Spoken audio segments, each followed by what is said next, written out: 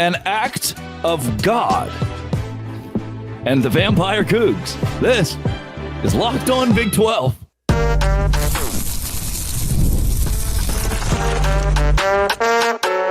You are Locked On Big 12, your daily podcast on the Big 12 Conference. Part of the Locked On Podcast Network, your team every day. Happy Saturday, everybody. Welcome to Locked On Big 12. I am stunned. From America's #1 Big 12 podcast, Locked On Big 12. What on earth was that? Oklahoma State wins a football game in Provo, Utah to get its first Big 12 victory. And then BYU wins a football game in Provo, Utah to stay undefeated in conference play. We're going to break that down as much as there is to break. What? BYU didn't play good football. What? Oklahoma State didn't have an existing quarterback on the roster who has an arm, like a feasible arm. Garrett Rangel did fine, but it was the legs. That's after they put him in for the legs. Alan Bowman is so bad at throwing the ball, they limited him to screen passes and catching the ball himself. I'm going to break that down as well as give you all of my picks for the Saturday slate in this conference. If you hit subscribe, I get to keep my job. For the first time this season, this league, best finish we've had so far, no doubt. There is a 99% chance that Oklahoma State wins this game with a minute to go when they score a touchdown on a pass from Alan Bowman, who had been like double benched. Like, we benched you. Garrett Rangel is the starting quarterback. Then there's an injured guy behind him. Then there's Alan Bowman. And then I'll be darned if Garrett Rangel doesn't go down and they say, shoot, we're going to have to go to Alan Bowman. And we're just going to let him throw all the screen passes in the world. And we might even throw the ball to Alan Bowman, who's going to go score a touchdown. Ballsy from that kid. 6-yard pass from him to Brennan Presley with 1:13 to go. It's over. I keep telling you, the one thing that BYU has not proven this year is that down in a football game, they can march the ball and come back. Down 10, down 14, down 5 with a minute to go. I haven't seen BYU's offense generate like that. And then the man that drew up the worst trick play in human history in the worst scenario, the man who I still believe that Jake Retzlaff isn't always put in the best spots by his own offensive coordinator, Aaron Roderick. I'm still not an A-Rod guy. But man, that last minute of football, not even the last minute, the last 30 seconds, the first 4-ish plays of that stretch were infuriating. If you're an Oklahoma State fan, you'll get the defense going, that's the B-team defense out there. Got the Robertson kid playing safety. Cool. There's a few of these guys who I've heard their name before in spring practice. Why are they on the field? Oh, because everyone's hurt. All of our best players are hurt. Oh, BYU could take advantage of that. Well, they did a little bit, but the defense of BYU is helping bail out the offense in the first half. And Oklahoma State feels like it's in a position to go win the football game with Garrett Rangel and Ollie Gordon. And then what it took for BYU to win this, again, it's tough to say, oh, BYU deserved to win. What it took is Ollie Gordon goes down. Garrett Rangel goes down. We're limited to just Alan Bowman and Brennan Presley. And that honestly means we're just limited to Brennan Presley, however we can get him the football. And Oklahoma State goes out and wins the football game. If only there wasn't 1:13 to go. And then defensively, I used the word ballsy earlier for Alan Bowman. So for Jake Retzlaff, how do we double it? Cojones. I mean, dude, just like boom, boom, boom. 30 seconds to go. I've looked a little rattled to start this 1:13 drill. Don't mind if I take off and blow you all the way with my legs. Get to the line, boys. We're about to spike this thing. Mind if I toss a 35-yard touchdown to Darius Lassiter, who we thought just a couple of minutes ago didn't exist in the context of football anymore. Oh, I thought that guy was hurt.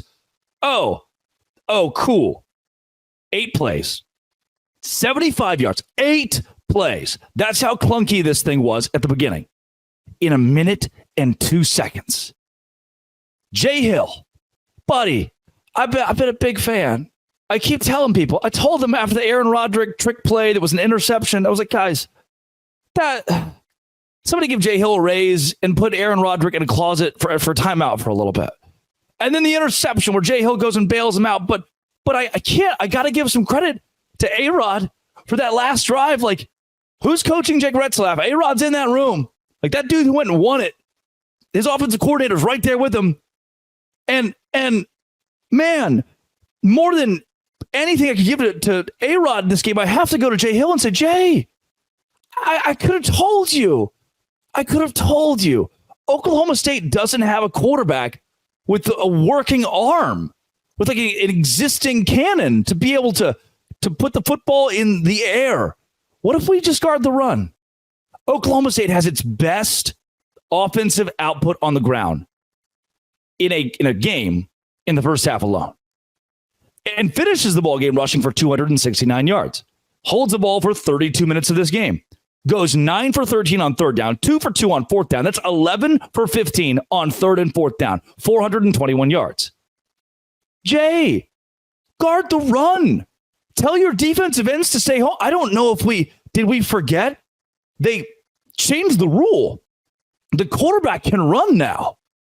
Someone's going to have to guard that. Ollie Gordon's good at football. Someone's going to have to guard that. And BYU didn't in the first half. And in the second half, Oklahoma State could kind of impose its will. That's why I kept thinking, oh, shoot, Oklahoma State's going to win this game because all they need to do is dink and dunk, screen pass, run the ball, screen pass, option. That was it. And they did. They went and they won it until Jake Retzlaff. But you know what could have happened here? Can I tell you something? You know what could have happened? Jake Retzlaff throws that ball at the 5-yard line. We get it down to Darius Lassiter. And Darius Lassiter is tackled there by the safety kid, the Robertson kid. Instead, Lassiter says, whoop, oh, just kidding. Thought you were going to tackle me there, huh? And you didn't. Steps into the end zone. Could have been tackled at the 5. We call timeout, with 10 seconds to go. And BYU still doesn't score. Like, there's a legitimate way. But this was a combined effort from Retzlaff to Lassiter of, hey, we're just going to go win this football game. Our defense didn't guard the run very well. Oklahoma State did plenty to win with a skeleton crew out there. That's barely like a representation of what Oklahoma State football is. They had to wheel Alan Bowman's 80-year-old body back out. They Jimmy Cartered back out on the field. All right, bud, go out there. We're going to let you throw a couple screen passes, okay? Just find that Brendan Presley guy. But it was just stunning that in the end, BYU's offense. The implications of this, man. You stay undefeated, and now we still have 2 college football playoff teams. That rocks. If you're Oklahoma State, you're 3-4, and everybody's pointing at Mike Gundy going, Mike? Oh, bud, that was a colossal failure. You pulled the old Dave Aranda, the cigar, the victory cigar. We've had 2 effective Hail Marys in this conference. Gosh, I love Big 12 football. If you're a BYU fan, congratulations, man. A win's a win. We're going to nitpick this throughout the week, for sure. For Oklahoma State, I don't know what to tell you. I don't know. Go to church on Sunday morning, take a shower, ask for forgiveness. I don't know what you did. Ask for forgiveness, though, for something, and hope that it works. For BYU, maybe God's just that much on your side. I can't even imagine what the atmosphere in LES was like too. Oh my gosh, can't even imagine it. Here are my picks for today's game, by the way. I've been on a cruise ship. I'm set free. I didn't get fired for the butt burrito thing. Ha ha ha. Sucks for you. I get to keep my job. Cincinnati money line. Think they're going to win the game this week against Arizona State. Sam Levitt out. Cam Scottaboo good. That's the most even game I think there is in the Big 12. Computer picked Cincinnati. Somebody go Cincinnati at home. Houston money line. Yeah, I'm doing it. Against Kansas, I'm doing it. Give me Houston to beat Kansas. Colorado over Arizona. Like it. I think Colorado cements itself as a good football team. Texas Tech, I have them beating Baylor by as many points as physically possible. Actually, like 17. Texas Tech will win by 17 against Baylor. Give me Tech to win that game. Iowa State, I think they're going to win this game pretty handedly too. I'm going to go with Iowa State because they are the best team in the Big 12 still, and BYU is proving that can still be the case for me. And the Cyclones are at home against a UCF team that's floundering. Kansas State, they win it by a touchdown at West Virginia. They cover the 3. And Utah wins by a touchdown as well. They beat TCU at home. They regroup. TCU is floundering. West Virginia is going to have the Fire Neil Brown plane coming overhead. Absurdity. Those are the picks. So give me Cincy, Houston, Colorado, Texas Tech, Iowa State, Kansas State, Utah. That's all based on, most of those based on what the computer says. And analytics have not done me wrong to this point. BYU won. Today's show is brought to you by FanDuel. Thanks, FanDuel, man. Thanks for being you. I went to FanDuel and said, please let me have money on BYU to win this game. And I thought there at the end it wasn't going to happen. And it did. And it did. And it did. FanDuel.com, a $5 bet right now. Just any $5 bet gets you $200 in bonus bets, which is a lot of dollars in bonus bets, too. You feeling lucky? Don't play the lottery. That's just pure luck. Go to FanDuel and tell FanDuel, I think this is good. If you're an Oklahoma State fan, stay away for a little bit. Give it a day. If you're a BYU fan, go rush now and just put everything on it. What was that, man? FanDuel.com, America's #1 sports book. Visit FanDuel today. I don't know. Absurd. This has been It Always Will Be. Locked On. Thanks for making it your first listen every single day. Yeah. What? Dose Grande.